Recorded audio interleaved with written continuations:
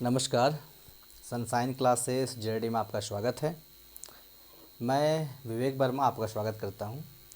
हम लोग जेटेट और सीटेट की तैयारी में लगे हुए हैं। जेटेट का कोई भरोसा नहीं है, कोई बात नहीं, सीटेट की तैयारी कर रहे हैं हम लोग।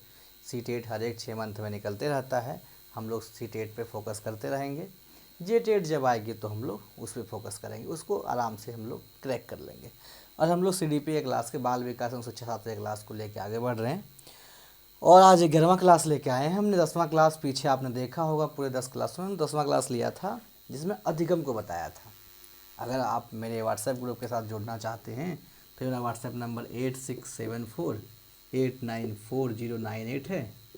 और आप मेरे टेलीग्राम के साथ जुड़ना चाहते हैं तो सनशाइन क्लासेस JD मेरा टेलीग्राम है, जिसमें आप जुड़ सकते हैं। इसका डिस्क्रिप्शन में लिंक भी आपको मिल जाएगा। तो वहाँ आपको बहुत सारे क्वेश्चंस भी आपको अवेलेबल करा दिए जाएंगे जो प्रैक्टिस सेट के द्वारा मिलेंगे। तो आज हम लोग समझेंगे विकास का अधिगम से संबंध, कि आखिर विकास जो हो रहा है उससे क्या अधिगम से कोई संबंध है। विकास का अधिगम से संबंध, यानी जो विकास हो रहा है या जो विकास हुआ, जो हमने अधिगम पीछे पढ़ा, क्या उसका संबंध विकास से है या विकास का अधिगम से कोई संबंध है। अगर कोई बच्चा विकास कर रहा है, बच्चे में शारीरिक विकास हो रहा है, बच्चे में मानसिक विकास हो रहा है, बच्चे में संज्ञानात्मक विकास हो रहा है, सब हमने विकास को पढ़ा है एक एक करके, तो क्या अधिगम का उससे कोई संबंध है। इसके बाद ये अंतिम टॉपिक है। इस टॉपिक के बाद हम लोग इस चैप्टर से रिलेटेड प्रैक्टिस करेंगे। जो हमने पढ़ा, आप सभी ने पढ़ा, कितना आपने उसे गेन कर पाया, कितना उसे आप संजो के रख पाए हैं, और उस चैप्टर से हम रिलेटेड सभी क्वेश्चंस को जो बन पाते हैं, जो भी निकल पाते हैं, उन सारे क्वेश्चंस को हल करेंगे और उसमें देखने का प्रयास करेंगे कि कितना इन सारे क्वेश्चन हमने पीछे जो पढ़ा उसको याद रख पाया। और इसके बाद हम लोग प्रैक्टिस सेट करेंगे। प्रैक्टिस सेट बहुत इंपॉर्टेंट होगा, जो आप क्लास मिस नहीं कीजिएगा। और आपसे रिक्वेस्ट है कि आप ज़्यादा से ज़्यादा लोगों तक वीडियो को शेयर करें, सब्सक्राइब करें। शुरू करते हैं। अगर हम देखें तो अधिगम से विकास का एक घनिष्ठ संबंध है। अधिगम का विकास से घनिष्ठ संबंध है, यानी विकास तब तक नहीं होगा, या विकास अगर हो रहा है तो वो अधिगम जरूर करेगा। अधिगम करना उसके लिए नेसेसरी है। अगर वो अधिगम नहीं कर रहा है, इसका मतलब उसके विकास में कुछ कमी आ रह जाएगी। अगर वो विकास कर गया, उसका शारीरिक विकास हुआ, मानसिक विकास हुआ, संज्ञानात्मक विकास हुआ, एक बच्चा शारीरिक रूप से बड़ा हो, शारीरिक विकास हुआ, एक बच्चा का अगर शारीरिक विकास हुआ, मानसिक विकास हुआ,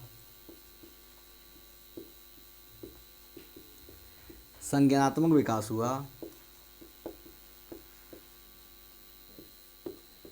और उस विकास के दौरान वो अधिगम को उपयोग किया ही किया। अगर उस कहें हम लोग कि अधिगम का उपयोग नहीं करता है तो वो विकास पूर्ण रूपेण सफल नहीं हो पाता है। इसका मतलब ये सारे विकास करने में उन्हें अधिगम ने किसी न किसी रूप में हेल्प किया। सीखना, जब तक वो सीखा नहीं, शारीरिक विकास में अपने शरीर की बनावट के बारे में सीखा, अपने शरीर की बनावट के, मानसिक विकास में अपने डेवलपमेंट के बारे में जाना, और संज्ञानात्मक विकास में उन सारे विकासों जो उनके परिवेश के साथ हो रहे थे, वो सारे विकास उनके साथ दिखाई दिए। बच्चे के खेल संबंधी गतिविधियों में जो अधिगम दिखाई देता है, बच्चे के साथ जब कोई खेल रहा है, बच्चा कोई दूसरे के साथ खेल रहा है, या कोई बच्चा किसी पड़ोस के बच्चों के साथ खेल रहा है, उस दौरान जो है उसके सामाजिक विकास और मनोविकास की धारणाएं दिखाई देती है। इसका मतलब वो अधिगम कुछ ना कुछ कर रहा होता है। तो हम ऐसा कैसे कह सकते हैं कि अधिगम का विकास के साथ संबंध नहीं है। इसका मतलब अधिगम का विकास के साथ एक घनिष्ठ संबंध है। अगर हम लोग देखें तो मानसिक और भाषाई विकास समाज अधिगम का प्रत्यक्ष और परोक्ष रूप में संबंध रखती है। मानसिक और भाषाई विकास, अगर मानसिक विकास हो रहा है और अगर भाषाई विकास हो रहा है तो अधिगम को प्रत्यक्ष रूप से या परोक्ष रूप से संबंध स्थापित कर रही होती है। इसका मतलब अधिगम ऐसा नहीं कहा जा सकता है कि संबंध स्थापित नहीं करता है। अधिगम कहीं ना कहीं किसी न किसी रूप में संबंध स्थापित करता है तो करता है। अगर हम देखें बालक के विकास की प्रक्रिया को, तो वो बहुत सारे सिद्धांतों पर चलता है। दुनिया ने बहुत सारे लोगों ने सिद्धांत दिया है, अधिगम का ये होता है, अधिगम का वो है, अधिगम का ऐसे, अधिगम का वैसे है। उन सारे सिद्धांतों पर भी विकास हमें दिखाई देता है। इनमें से दूसरे के साथ रिश्ते निभाना, दूसरे के साथ अच्छे व्यवहार करना, चलना फिरना, किसी चीज़ों के बारे में पता लगाना, कोई चीज़ें सोचना, कुछ चीज़ें जानना, कुछ चीज़ें पढ़ना, कुछ चीज़ें समझना, हम आपके साथ जुड़े हुए हैं वो, ये सारे अधिगम का तो हिस्सा है। इस दौरान हम विकास भी कर रहे हैं। विकास मेरा कहाँ रुका हुआ है, विकास भी कर रहे हैं। ऐसा थोड़े मेरा उम्र कम हो रहा है, उम्र तो बढ़ ही रहा है धीरे धीरे, हमारा जीवन का पहलू कम ही हो रहा है। इसका मतलब सीखना, सिखाना, जानना, चलना, टहलना, बोलना, हंसना, खेलना, ये सारे विकास अगर कहेंगे हम लोग, तो इसका मतलब क्या है कि इसके साथ हम कुछ सीख भी रहे हैं। इसका मतलब अधिगम का एक विशेष संबंध है। तो अधिगम क्या है? अधिगम को हम छोटा सा रूप में नहीं देख सकते। अधिगम सीखना तो है, लेकिन सीखने के साथ हम विकास कर रहे होते हैं। अगर हम सीखने के दौरान विकास में रुक जाएगा तो हम अधिगम हम सही तरीके से नहीं कर पाएंगे। यानी अधिगम और विकास एक दूसरे के साथ जुड़ा हुआ है, मेल खाता संबंध दिखाई देता है। अगर हम देखें तो बहुत सारे ऐसे निर्णय हैं जो हमें लेने की क्षमता आती है। बहुत सारे ऐसे निर्णय हमें लेने की क्षमता आती है, जैसे कोई निर्णय कि भाई हमें 8 घंटा पढ़ना चाहिए, निर्णय लेने की क्षमता आती है। किसी को 8 घंटा पढ़ने चाहिए। कोई बच्चा बहुत तेज है पढ़ने में, उसे हम हमेशा कहते हैं तुम इसी लय को बनाए रखो, कुछ और मेहनत करो, अब सफलता ज़रूर से ज़रूर आपको मिलेगी। इन सारे निर्णय लेने की क्षमता जो वो निर्णय हम ले पा रहे हैं, या फिर हम ये निर्णय लिए कि नहीं सुबह हम 4 बजे उठेंगे और 4 बजे से 5 बजे तक पढ़ेंगे, या फिर निर्णय लिए कि नहीं आज से हम 8 घंटा क्लास करेंगे, या निर्णय लिए कि हम 8:30 बजे अपना स्कूल पहुँचेंगे। ये निर्णय हम इसलिए ले पा रहे हैं क्योंकि हमारा अधिगम हमें हेल्प कर रहा है। तो निर्णय लेने में मददगार होता है, इसे संबंध स्थापित करने में मददगार होता है, अर्थ निकालने में, अमूर्त सोच के बारे में क्षमता विकसित करने में, ये सारे पहलू पे अधिगम विकास के साथ महत्वपूर्ण सुझाव देता है। अगर हम देखें तो अर्थ निकालना, एक एक पॉइंट को डिस्कशन करेंगे हम लोग। अर्थ निकालना, अगर किसी चीज़ का हम अर्थ निकाल रहे हैं कि भाई कोई चीज़ कहा हमको कि भाई ये है वो है, कोई कहावत कह दिया है किसी ने, अगर कोई कहावत कह दिया तो उसका हम अर्थ निकाल रहे हैं। उस अर्थ को निकालने में जो हम उपयोग कर रहे हैं उस दौरान हम अधिगम का उपयोग करेंगे। अर्थ निकालने के दौरान हमारा समय खपत होगा। अगर हम बात करें इसके बाद की पहलू, तो अमूर्त सोच में, अमूर्त सोच की क्षमता,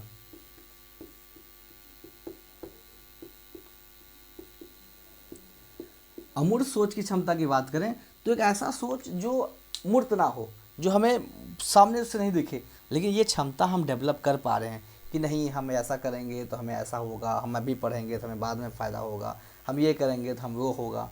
इन सारे सोच अगर डेवलप हो रहे हैं, इसका मतलब अधिगम हमारे साथ जुड़ रहा है, अधिगम के साथ हम जुड़ रहे हैं। अगर हम देखें तो आदर्श के बारे में, हम आदर्श भावनाएं को व्यक्त करते हैं, आदर्श रूपों को व्यक्त करते हैं। दृष्टिकोण के बारे में अगर हम देखें, दृष्टिकोण के बारे में कि नहीं ये हमारा दृष्टिकोण अच्छा है, उस दृष्टिकोण से हमें नहीं देखना चाहिए, इस एंगल से हमें देखना चाहिए, उस एंगल से हमें सोचना चाहिए, ये सारे बातों में अधिगम का एक संबंध स्थापित होता है। इसका मतलब ये कहना बेवजह लाजमी है कि अधिगम का कोई संबंध नहीं होता है। अधिगम को प्रयोग करने से हम बहुत सारे विचार विमर्श करने में सक्षम हो सकते हैं, किसी को पूछने में सक्षम हो सकते हैं, किसी से जानने में सक्षम हो सकते हैं, किसी को बताने में सक्षम हो सकते हैं। इसका मतलब अधिगम हमारे विकास के साथ बेहतर तरीके से संबंध स्थापित करता है। इस क्लास को हम लोग यहीं ख़त्म करना चाहेंगे और इसके बाद हम लोग इस क्लास में ही प्रैक्टिस सेट शुरू करना चाहेंगे। कुछ इस चैप्टर से रिलेटेड सवाल लेना चाहेंगे, जो सवाल हम लोग ये पूरा का पूरा, तो हम ये देखें कि अधिगम का विकास के साथ एक महत्वपूर्ण संबंध है। अगर ऐसा मान के चलें कि अधिगम के साथ विकास का कोई संबंध नहीं है, तो ये पूरी तरह निराधार है। जहाँ विकास होगा वहाँ अधिगम होगा, जहाँ अधिगम होगा वहाँ विकास होगा। अधिगम और विकास को दोनों अलग अलग पहलू से तोल के देखना, ये पूरा निराधार व्यवस्थाएं दिखाई देगी। इसका मतलब कोई बच्चा सोच रहा है, सीख रहा है, गा रहा है, बजा रहा है, कोई नई चीज़ें सीख रहा है, इसका मतलब अधिगम कर रहा है और उसमें विकास भी कर रहा है। चलिए कुछ प्रैक्टिस ले लेते हैं, कुछ क्वेश्चंस ले लेते हैं, देखते हैं आपको इन सारे क्वेश्चंस का जो है कितना ज्ञान आभास हो पाया। अगर हम एक क्वेश्चन लें कि मानव का विकास निम्न में से किस पर निर्भर करता है, क्वेश्चन अगर ले लें हम लोग कि मानव का विकास निम्न में से किस पर निर्भर करता है।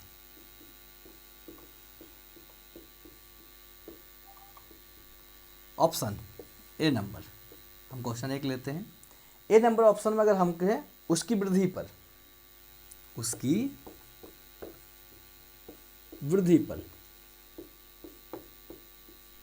बी नंबर उसके वातावरण पे,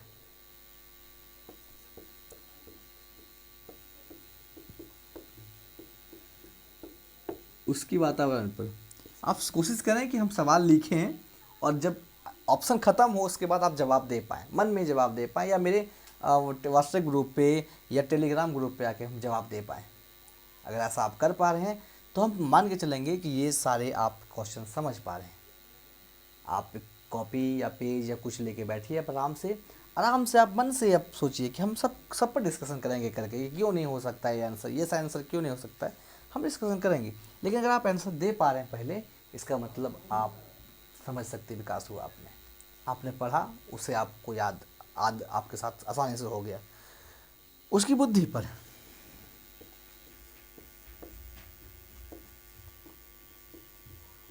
और चौथा ऑप्शन डी नंबर है कि उसकी वृद्धि तथा वातावरण में मिलने वाली परिपक्वता पर, उसकी वृद्धि तथा वातावरण से मिलने वाली परिपक्वता से,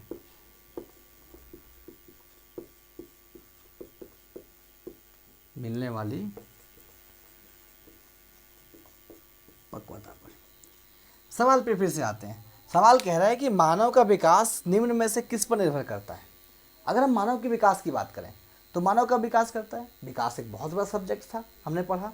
मानव तब विकास करता है जब शिशुअवस्था में रहता है, बाल्यावस्था में रहता है, जब वो अपने आप को बेहतर तरीके से समझता है। तो अगर हम कहें कि उसकी वृद्धि पर, जब उसका वृद्धि हो रहा है तब वो विकास करता है, नहीं, ये तो गलत है। क्योंकि वृद्धि तब होगा जब वो अपने आप को बढ़ोतरी नहीं करेगा। विकास और वृद्धि दोनों अलग शब्द हैं, हमने वृद्धि और विकास में अंतर भी देखा था। तो वृद्धि जब हो रहा है तो कन्फर्म है कि वो विकास निर्भर नहीं करता उस पर, क्योंकि वृद्धि एक अलग टर्म है, विकास एक अलग टर्म है। अगर हम कहें उसकी वातावरण पर निर्भर करता है तो ये भी गलत है, क्योंकि वातावरण से उसका विकास किस प्रकार संबंधित रहेगा। हाँ, वातावरण से उसके विकास पर कोई प्रभाव पड़ेगा ही पड़ेगा, कि वातावरण अगर उसका खराब है, आस पड़ोस के लोग खराब हैं, तो उसका विकास पे कोई ना कोई संबंध पड़ेगा। लेकिन वो उस पर निर्भर नहीं करेगा कि वातावरण उसका बहुत अच्छा है तो वो अच्छा विकास करेगा, ये भी गलत है। उसकी बुद्धि पर, अगर वो उसका बुद्धि विकास कर रहा है, इसका मतलब विकास नहीं कर सकता है, लंबा नहीं हो सकता, चौड़ा नहीं हो सकता, हटा उसका दिमाग बढ़ सकता है। तो ऐसा नहीं कहना है कि बुद्धि पर। तो बचा क्या, तो बचा उसकी वृद्धि तथा वातावरण से मिलने वाली परिपक्वता से। तो वह वृद्धि कर रहा है, जो हमने पहली बात किया इस जगह पे था, और साथ में वातावरण से जो उसको परिपक्वता मिल रहा है, ये दोनों चीज़ें, यानी अगर ये दोनों एक साथ मिला दिया जाए तो उसी को हम लोग कहेंगे कि हाँ, यहाँ विकास वो कर रहा है। तो वो कैसे वृद्धि कर रहा है, वो अपने शारीरिक रूप से वृद्धि कर रहा है, और वातावरण में जो चीज़ें दिखाई दे रही है, हमारे आस पड़ोस में जो चीज़ें हैं, वो दोनों एक साथ अगर मिक्स कर जाता है और उसके शरीर में या उसके पास पहुँचता है तो वो बच्चा ज़्यादा विकास करेगा। इसका मतलब कि मानव विकास जो है वो निर्भर करता है उसकी वृद्धि पर और वातावरण से मिलने वाली परिपक्वता पर। कभी कभी जब ये ऑप्शन नहीं रहेगा तो आप सीधा सा जवाब दीजिएगा कि हम उसकी वृद्धि पर टिक लगा सकते हैं, अगर ये ऑप्शन ना रहे तो। लेकिन ऐसा नहीं है कि ये ऑप्शन नहीं रहेगा। तो या तो फिर ये दोनों ए और बी ऑप्शन रह सकता है इसके जगह पर, ई में एक ऑप्शन दे देगा और ये ऑप्शन हमारे पास नहीं रहेगा, ए और बी दोनों। तो इसका मतलब क्या करेंगे हम लोग, इस जगह पे ए और बी लगाएंगे दोनों, ये ऑप्शन ठीक लगाएंगे। अभी हम क्या लगाएंगे, ये। ठीक है, आगे बढ़ते हैं नेक्स्ट क्वेश्चन की ओर। दूसरा नंबर कोशिश करते हैं हम लोग 5 क्वेश्चन करने की, इसके बाद नेक्स्ट वीडियो में हम लोग आगे करते रहेंगे। आप हमारे साथ ज़रूर जुड़ें, आप व्हाट्सएप से, फेसबुक में या फिर टेलीग्राम पे या किसी भी माध्यम से हमारे साथ जुड़ सकते हैं। आपसे कुछ पूछना है, आपको कुछ सवाल डिस्कशन करना है, कोई दिक्कत नहीं है, हम आपके साथ कभी भी आप जवाब कुछ भेजिए लिख के, हम आपको जवाब देने के तत्पर हैं। अगर दूसरा सवाल की बात करें हम लोग, तो ऐसा कहेंगे हम लोग कि किसके परिणाम स्वरूप बालक अपने निरंतर बदलते हुए, किसके परिणाम स्वरूप, सवाल हल्का लंबा है कोई बात नहीं, किसके परिणाम स्वरूप बालक अपने निरंतर बदलते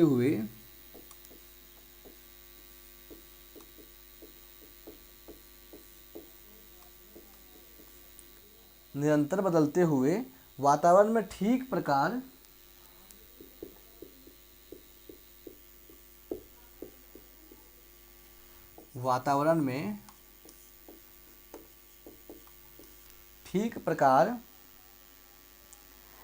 समायोजन करने में सक्षम हो पाता है।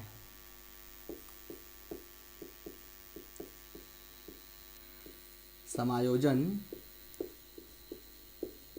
करने में सक्षम हो पाता है।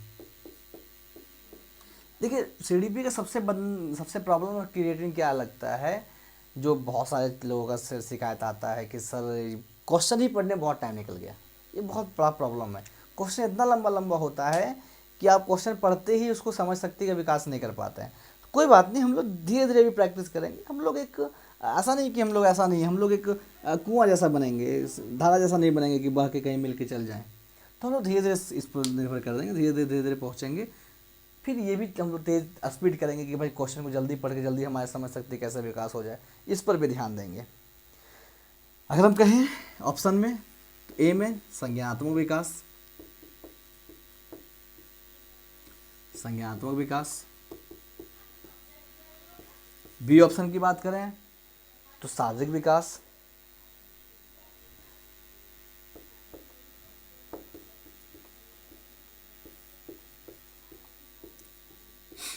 सी ऑप्शन की बात करें तो भाषाई विकास,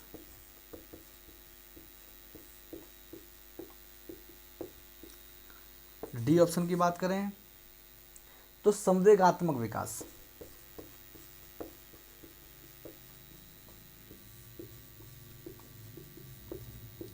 अब बताइए कि किसके परिणाम स्वरूप बालक अपने निरंतर बदलते हुए वातावरण में ठीक प्रकार से समायोजन कर सकता है। मतलब कि बालक के आस पड़ोस जो वातावरण बदल रहा है, आज हमारे पास डिजिटल युग आ गया है, आज मोबाइल के बिना कोई काम नहीं चल पा रहा है। एक समय ऐसा था जब हमारे पास मोबाइल नहीं था, हमारे पास कुछ और नहीं था। एक समय और भी पुराना चल जाए, हमारे पास साधन उपलब्ध नहीं था।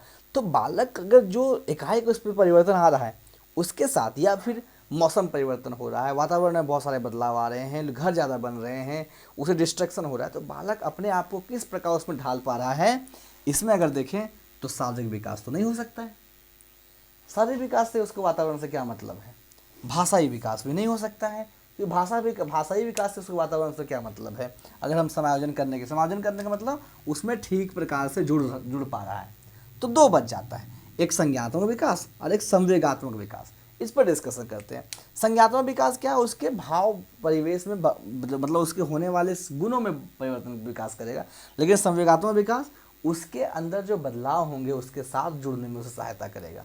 तो हम यहाँ इसको ना लेके इस आंसर को टिक लगाएंगे कि अगर कोई बालक का परिवेश बदल रहा है, निरंतर उसका परिवेश बदल रहा है, आस पड़ोस की चीज़ें बदल रही है, तो उसमें समायोजन करने में सबसे अधिक संवेगात्मक विकास काम करता है। इसे आप याद रखेंगे। इसके बाद हम लोग आगे चलते हैं, ठीक है। तीसरा क्वेश्चन की ओर चलेंगे हम लोग।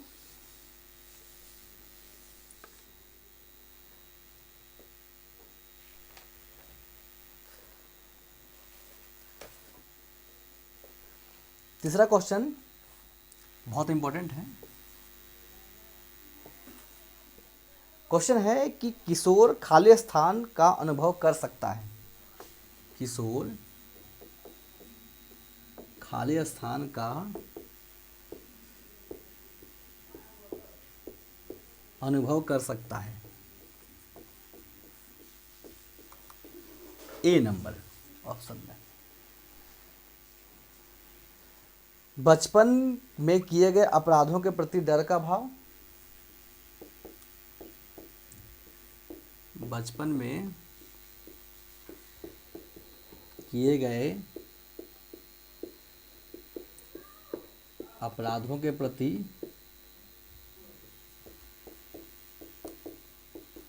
डर का भाव। बी नंबर, आत्मसिद्धि का भाव।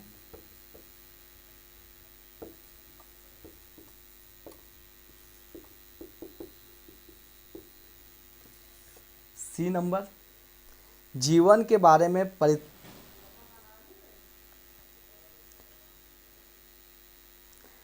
जीवन के बारे में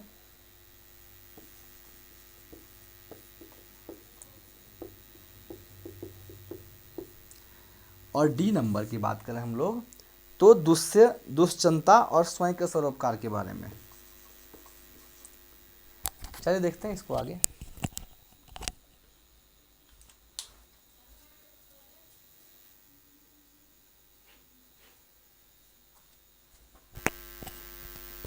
क्या था चौथा ऑप्शन? चौथा ऑप्शन था दुश्चिंता और स्वयं से सरोकार।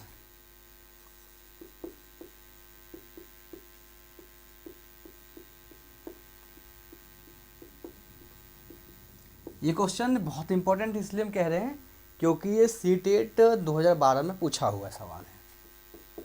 सीटेट 2012 में जो है ये पूछा हुआ सवाल है। क्या किशोर खाली स्थान का अनुभव कर सकता है? किशोर खाली स्थान का अनुभव कर सकता है? किसका अनुभव कर सकता है? अगर किशोर की बात करें हम लोग तो किस चीज़ का अनुभव वो आसानी से कर सकता है? कैसे कह सकते हैं कि किशोर खाली स्थान चीज़ों का अनुभव कर पा रहा है? कैसे कह पा रहे हैं कि किशोर खाली स्थान चीज़ों का अनुभव कर लेगा? अगर वो बड़ा हो गया है तो बचपन में किए गए अपराध का डर का भाव उसके प्रति होगा? नहीं। अगर बचपन में वो 4 साल में गलती किया, किसी के यहाँ चोरी किया, तो वो बाद में इसके प्रति क्यों पछताएगा? वो भूल जाएगा वो आसानी से। इसके प्रति उसे पछताने का कोई फर्क या कोई ज़रूरत ही नहीं है। तो इसका मतलब इसके प्रति तो यहाँ हो भी नहीं सकता है। आत्मसिद्धि का भाव मतलब अपने आप के आत्मा का सिद्धि करेगा, नहीं हम उस तरह गलती किए थे, ऐसा किए थे, हम बचपन में ऐसा कर रहे थे, हम छोटे थे तो हम ये नहीं कर पा रहे थे, हमें अब आत्मसिद्ध कर लेना है, ये भी नहीं हो सकता है कि आत्मसिद्धि का भाव तो उसके अंदर पनपेगा नहीं। जीवन के बारे में, अपने जीवन के बारे में वो क्यों सोचेगा किशोर? क्योंकि किशोर जो है अपने जीवन के बारे में तब सोचता जब उसकी परिस्थितियाँ बदलते रहते। अगर ऐसा होता तो हम सब भी किशोर थे, हम सब भी एक साथ सब कुछ सोच लेते और आज हम जो इस तैयारी कर रहे हैं कभी ना कभी पहले कर लेते। इसका मतलब किशोर जो है जीवन के बारे में बहुत कम चीज़ें सोचता है कि हम जीवन में क्या करने वाले, परिस्थिति के अनुसार ढलते रहता है। तो ये भी मुश्किल है कि ये आंसर होगा, यानी ये करेगा कि दुश्चिंता मतलब अपने साथ जो चीज़ें आ रही है उसके साथ वो चिंता करेगा। जिस समय जो चीज़ आया, जिस समय हम 10th में हैं 10th का चिंता करेंगे, 12th में है 12th का चिंता करेंगे, ग्रेजुएशन में है ग्रेजुएशन का चिंता करेंगे, पीजी में है पीजी का चिंता करेंगे, बीएड में है बीएड का चिंता करेंगे, जेटेड कर रहे हैं जेटेड का चिंता करेंगे और स्वयं से सरोकार करेंगे। मतलब अपने आप से अपने आप को खोजने का प्रयास करेंगे कि भाई हम यहाँ कहाँ हैं। तो इस तरह के सवाल जब आएँ तो घबराना नहीं है कि घबरा जाएं और हम लोग इधर उधर चल जाएंगे। नहीं, हम लोग बचपन के यादों को ज़्यादातर लोग इधर जाते हैं कि बचपन के अपराध को ना हम लोग याद करेंगे, डर का भाव रहेगा। हम लोग क्यों रहेगा डर का भाव? बचपन में किया गया अपराध 4 साल 5 साल में किए, हम 20-25 साल की बात करें जब किशोर हम हो जाएंगे तो हम इसको क्यों याद करेंगे? इसे याद करने का कोई भाव ही नहीं हमारे पास है, कोई रूप ही नहीं हमारे पास है। ठीक है, क्वेश्चन नंबर 4 देखते हैं। 5 क्वेश्चन आज देख लेते हैं, फिर नेक्स्ट जो क्लास आएंगे हम लोग उसमें हम लोग और सारे क्लासेस क्वेश्चन देखेंगे। अगर क्वेश्चन नंबर 4 की बात करें हम लोग यहाँ ऐसा क्वेश्चन उठा रहे हैं जो क्वेश्चंस कभी ना कभी एग्जाम में कुछ तरीके से पूछा हुआ है या बहुत इंपॉर्टेंट हमें लग रहा है, उस तरह के क्वेश्चन उठा रहे हैं। शेषवा काल की अवधि क्या है? ये बहुत इंपॉर्टेंट क्वेश्चन है। शेषवा काल की अवधि क्या है? देखिए, इसका ऑप्शन अगर ना भी मिले तब भी हमें आंसर ले देना ही चाहिए क्योंकि ये एक फिक्स अवधि है। ये एक ऐसा अवधि है जो फिक्स रहता है इसमें कोई बदलाव नहीं देखने को मिलता है। इस कारण से हमें इस तरह के ऑप्शन अगर न मतलब अगर इस तरह के ऑप्शन ना भी दिखाई दें तो हमें इस तरह के ऑप्शन का आंसर दे देना चाहिए, ऐसा सोचने से पहले। तो सेसवा काल की अवधि क्या है? ये जुलाई सितंबर 2015 सीटेट में पूछा हुआ है क्वेश्चन। तो सेसवा काल की अवधि क्या है? जन्म से 2 वर्ष तक। ये हम लोग पहले भी पढ़ चुके हैं। जन्म से 2 वर्ष तक इसकी अवधि है। कितना है? जन्म से 2 वर्ष तक। जन्म से 2 वर्ष तक अगर कोई बच्चा रह रहा है तो उस अवधि को हम लोग सेसवा काल कहते हैं। और लास्ट क्वेश्चन आज का देख लेते हैं हम लोग। इम्पोर्टेंट क्वेश्चन ही लेंगे हम लोग, जो बहुत बड़े पैमाने पे देखा जाता है। भाषा के विकास के प्रारंभिक बचपन का काल क्या है? भाषा विकास के प्रारंभिक बचपन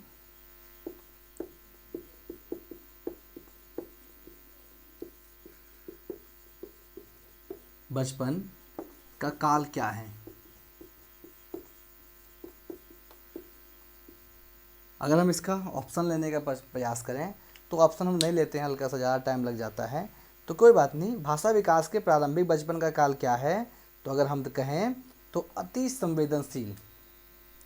अगर ये कहें आंसर इसका तो अति संवेदनशील।